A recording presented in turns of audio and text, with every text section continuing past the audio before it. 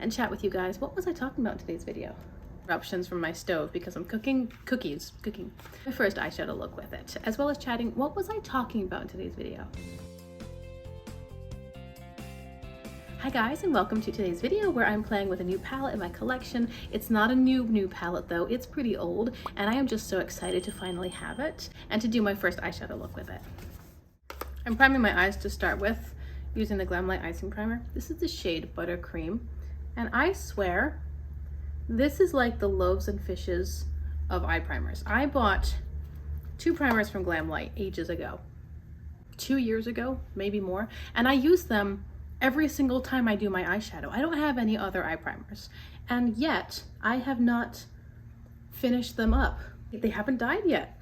And I feel like this tube has been reinflated several times. I don't know what's happening.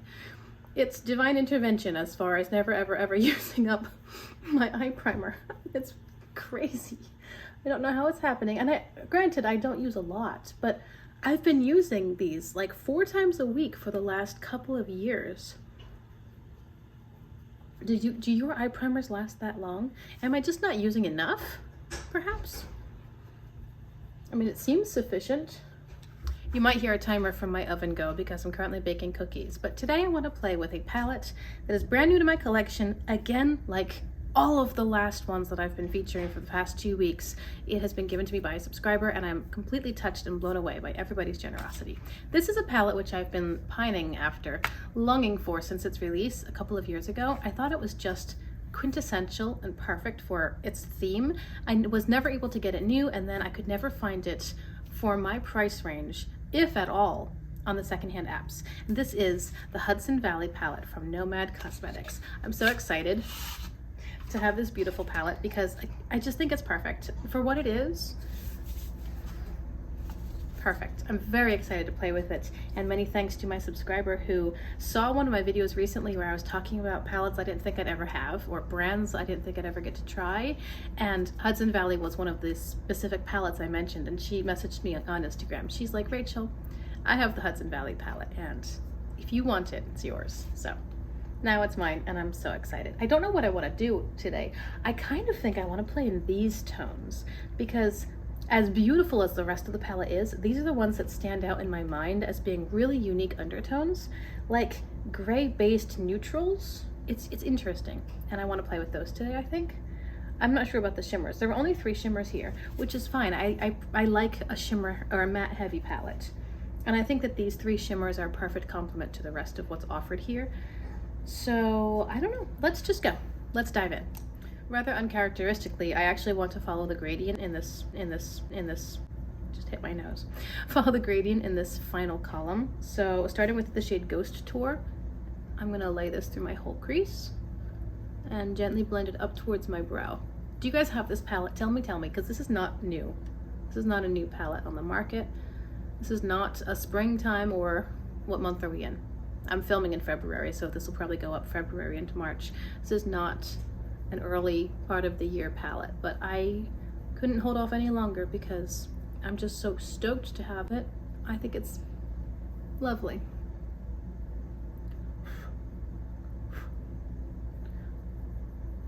There's a whole lot of kick up in that shade, but I do see it laying down. I mean, it's a really light shade. Probably has a white base. But you can probably see a difference between the 2 eyes. This is just primer, and this is that really soft, kind of like a creamy ivory color, but I feel like it has just a drop of green, maybe, or yellow. I'm not sure. It's something. Now I'll take the same brush and pick up Apple Cider Donut and more or less do the same thing, but keeping it a little bit lower. Yeah, there we go. Now we're bringing in a little more shadowy area here. I have no idea what shimmer I want to use. I could keep it all matte. There's my timer. I gotta put them in for 3 more minutes. I'm gonna continue with Apple Cider Donut, but on a slightly denser brush so that it's not splaying out as far. I wanna control it a little bit more now. I'm really proud of myself because of these cookies. I know this sounds random. Hear me out. Usually when I'm in the mood for cookies, I make a whole batch And I'm really excited about the cookie dough. And then I'm excited about the freshly baked, warm, soft, gooey cookies. And I eat a couple of them. And then I think, no, I must have self-control. And I pop the rest into a bag and I toss them in the cabinet. And the next day they are hard and unexciting. And then I just don't really want them anymore. So over the next few days, my younger kids eat them and that's it. But the other day, I decided I wanted to make chocolate chip cookies, and what I did instead, my daughter was helping me. She also wanted to make cookies. So we baked 1 or 2 for each of us.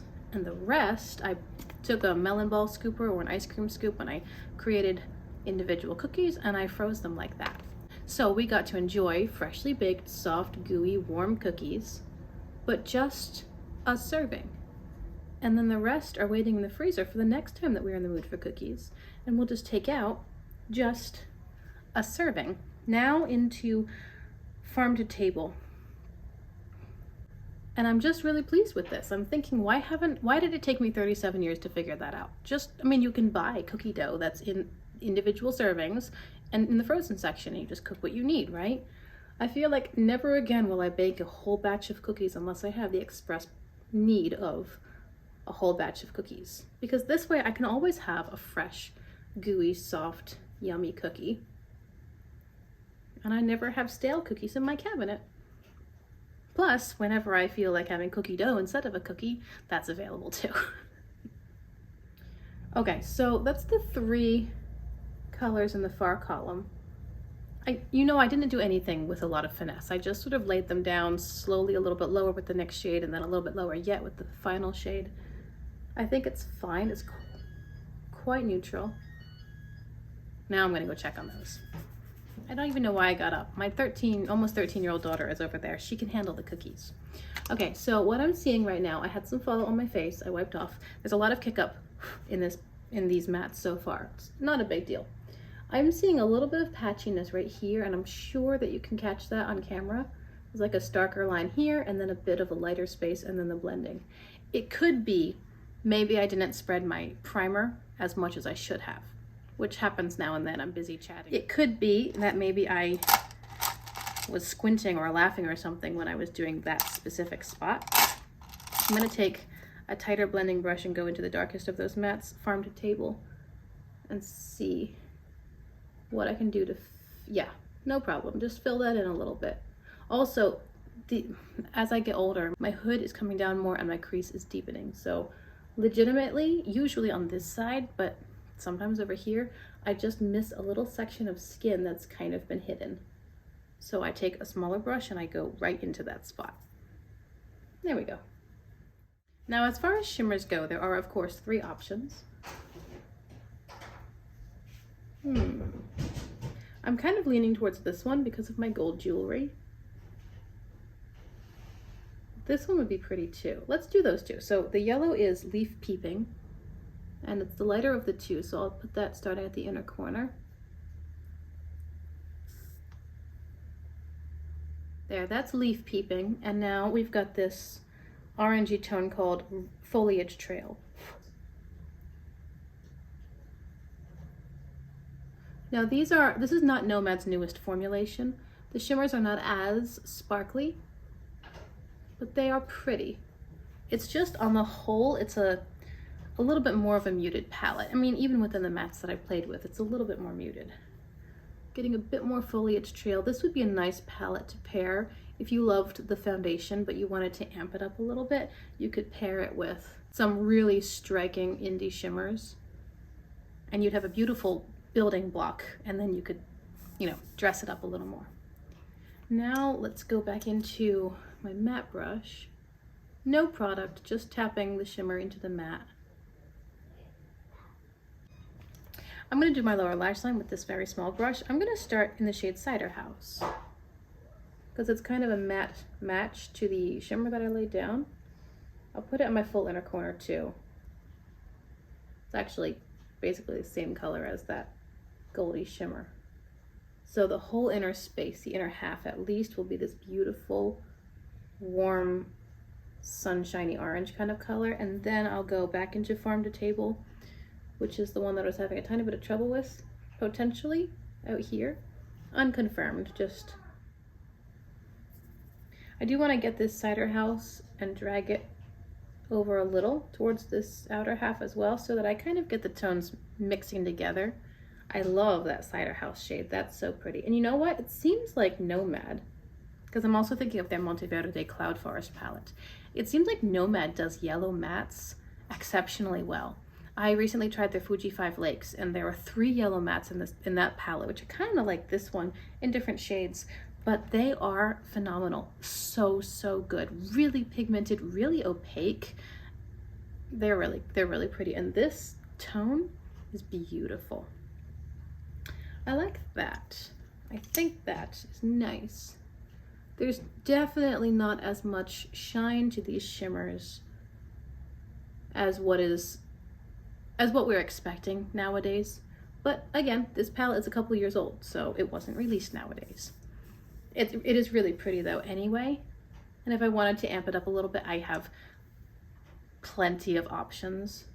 Okay, I think I'm gonna play with my new really pretty blush from Kaleidos and do the other side, and I'll be right back to finish out today's video. Okay guys, to finish off this look, I used this beautiful brown from LA Girl in my waterline. This is the Glide Gel Liner, and honestly, this is so far the nicest waterline formula I've tried. I much prefer this to my ColourPop, even the creme gel liners that I've been using for years. This is just so smooth and creamy. It really does feel like a gel formula, and even though the ColourPop ones, as long as they're not old and stale, they're pretty creamy too. This one's nicer. I have been wearing the Glow Reviver lip oil in the shade Jam Session. I've been wearing that for today. I'm sure it's worn off and you probably can't even tell anymore, but technically it's there. And then for my cheeks, I put on this blush from Kaleidos. This is the shade Sanguine. I think it's super pretty. And that's it. So, well, I have mascara on, and that's it. So as far as today's eyeshadow look, I finally figured out the description for the shimmers. Now, again, this is not Nomad's newest formula. This is a couple of years old. Their new formula is better. As far as the mattes that I used and this one, there is a lot of kick up in the pan. The mattes are quite blendable. I think maybe a little bit over blending, like they go out a little further than you might want them to go, but they're pretty. I think that the patchiness that I had with this shade on this eye was probably due to primer or something that I was doing, because I didn't notice anything on this eye. As far as the shimmers, I used these two, and it seems like they're a little bit more creamy in that you pick them up and they lay down, but then they lay where you put them. And they're a little bit harder to blend out. They don't blend like the newest Nomad shimmers. They're not quite as easy to work with, and they're not as sparkly or metallic, you know, they're not as shiny. The look is lovely. It feels like an evening sunset. Well, every sunset is an evening. I mean, a muted dark sunset. You know, there are different points in sunset where it's just beginning, and then you've got the gloaming where everything is glowing and the most vibrant, the most bright, and then you have the next level where the sun is almost fully down, everything's much darker. You still have some of the colors, but they're more desaturated and they seem to have more of a black base. That's what this is. So this is the end of a sunset, I guess. I do think it's really pretty, and I think that on the whole, if this is what I want, then this palette gives it to me in a beautiful way. Again, an older formula, I can work with that. I love the packaging. I'm so glad that I finally have this in my collection, because it just has a certain vibe about it. When I'm feeling that vibe, this is gonna give it to me. And now that I've played with it once, I know what to expect as far as how I need to work with the mattes, how I need to work with the shimmers. Possibly these shimmers would work well with a brush. And I don't usually use brushes anymore because most of the newer formulas work best with the finger. But this formula might be better with a brush because it might pick up and spread out a little bit more easily, a little bit more evenly, I suppose. It's worth trying. Anyway, I'd love to hear what your thoughts are, of course. Tell me if you have this palette, if you like to play with it, what your favorite color combination is, perhaps. Do you prefer these more muted green, gray undertone sorts of colors, or do you prefer this side over here that's quite vibrant and bright, true harvest kinds of tones. Bright, bold, apple barrel kind of thing. What's your favorite shimmer in the palette? Do you like today's eyeshadow look? Tell me what you think. I enjoyed chatting with you. And be sure to check my description box because I have a Nomad playlist as well as a coupon code with them. If you want to buy anything from the site, you can save 10% with the code SHIMMERS. It's all in the description box. Perhaps you'll consider liking and subscribing if you want to before you go. And I'll see you in my next video.